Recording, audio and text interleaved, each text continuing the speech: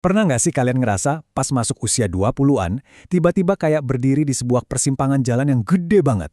Mau ngejar karir, ikutin passion, atau mungkin nurutin ekspektasi keluarga. Nah, aktor sekelas Vino G. Bastian juga pernah lo ngalamin hal yang sama. Dia dihadapkan pada satu pilihan besar yang akhirnya ngebentuk seluruh jalan hidupnya. Jadi, ini dia persimpangan jalannya Vino waktu dia baru lulus kuliah. Di satu sisi ada jalan yang super aman dan terjamin, persis seperti yang diharapkan keluarganya. Jadi insinyur kimia di perusahaan migas, gaji stabil, masa depan cerah. Tapi di sisi lain, ada jalan yang dia banget, sesuai kata hatinya, dunia musik dan film. Masalahnya, jalan ini penuh ketidakpastian. Dilema klasik ya kan? Tapi buat Vino, taruhannya bukan main-main.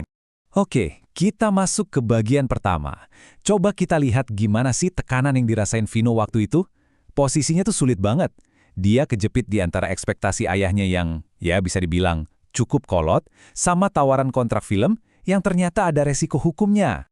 Ini bukan sekedar pilihan suka atau nggak suka, setiap keputusan yang dia ambil punya konsekuensi yang real dan langsung. Coba bayangin deh, di satu sisi ada kerjaan mapan yang udah di depan mata. Di sisi lain, ada kontrak film yang kalau dilanggar bisa kena masalah hukum. Wah, situasi kayak gini pastinya bikin panik dan takut banget kan? Tapi, di tengah semua kepanikan itu, datanglah sebuah nasihat yang sama sekali nggak dia duga dari ayahnya. Kirain bakal dipaksa, ternyata ayahnya malah ngasih kebebasan penuh. Beliau bilang, yang penting yakin, tanggung jawab, dan fokus. Nasihat ini seolah-olah mindahin semua beban, sekaligus kekuatan, ke pundak Vino sendiri. Lalu, gimana kelanjutannya? Akhirnya, Vino mutusin buat milih film. Tapi, disinilah ceritanya jadi makin menarik. Kita bakal lihat gimana jurusan kuliahnya yang kelihatannya salah jalur itu justru jadi senjata rahasia dia di kemudian hari. Dia itu udah ngabisin waktu bertahun-tahun loh belajar teknik kimia, sebuah bidang yang akhirnya nggak dia geluti secara profesional. Banyak orang pasti mikir, wah sayang banget buang-buang waktu. Tapi, tanpa disadari, studinya di bidang teknik itu ngebentuk otaknya untuk berpikir secara super logis dan terstruktur. Sesuatu yang sebenarnya kontras banget sama dunia seni peran yang cenderung kreatif dan abstrak. Dan disinilah kerennya, logika teknik itu dia pakai buat dunia akting. Dia jadi punya kemampuan buat membedah naskah dan karakter dari sudut pandang yang sistematis banget. Ini ngasih dia keunggulan yang nggak dimiliki banyak aktor lain. Keren kan? Jadi poin utamanya adalah, nggak ada yang namanya ilmu sia-sia. Kadang, skill atau pengetahuan yang kelihatannya nggak nyambung sama sekali, malah bisa jadi kekuatan terbesar kita. Kita baru bisa ngelihat benang merahnya pas kita nengok ke belakang. Ayah Vino itu ternyata nggak cuma ngasih kebebasan memilih, beliau juga ngasih bekal, semacam kerangka kerja yang kuat banget buat ngejalanin hidup, dan kerangka ini bisa kita rangkum dalam 3 pilar penting. Nah, ini dia 3 prinsip dasarnya. Simple tapi dalam banget. Pertama, bangun jaringan atau network. Kedua, terus asah skill atau keterampilan. Dan yang ketiga, ini yang paling penting, jaga sikap atau attitude kamu. Coba deh kita bedah sedikit ya. Jaringan yang luas itu ngebuka pintu rezeki dan bikin kita ngerti banyak hal.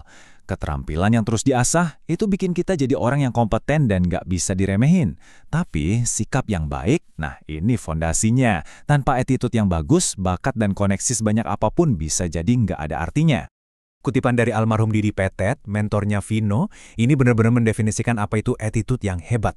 Intinya tuh bukan soal jadi yang paling jago sendirian, tapi justru gimana caranya kita bisa bikin orang di sekitar kita jadi lebih baik juga. Ini soal kolaborasi, bukan soal ego. Dalam banget ya? Oke, kita udah punya nih kerangkanya. Tapi biasanya masih ada satu pertanyaan besar yang ngeganjel di kepala siapapun yang lagi ada di persimpangan jalan. Nah, ini dia. Ketakutan yang sering banget bikin kita jadi lumpuh dan gak berani melangkah. Takut nyesal. Takut kalau ternyata pilihan yang kita ambil itu salah. Gimana dong kalau salah jalan? Jawaban Vino soal ini benar-benar ngerubah cara kita mandang ketakutan tadi. Menurut dia, kesalahan itu bukan penyimpangan dari jalan yang benar. Justru, kesalahan dan jatuh bangun itu adalah bagian dari jalan itu sendiri. Proses itulah yang ngebentuk kita jadi diri kita yang sekarang. Jadi, intinya adalah berhenti mandang kegagalan sebagai hasil akhir yang harus dihindari.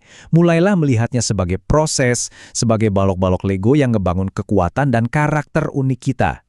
Pada akhirnya, pelajaran dari cerita Vino ini bukanlah tentang nemuin jalan yang sempurna. Gak ada yang kayak gitu. Tapi ini tentang berani memilih satu jalan dan kemudian bertanggung jawab penuh dan total atas pilihan itu, termasuk semua jatuh bangunnya. Jadi pertanyaannya sekarang kembali ke diri kita masing-masing. Jalan mana yang akan kamu pilih untuk kamu pertanggungjawabkan?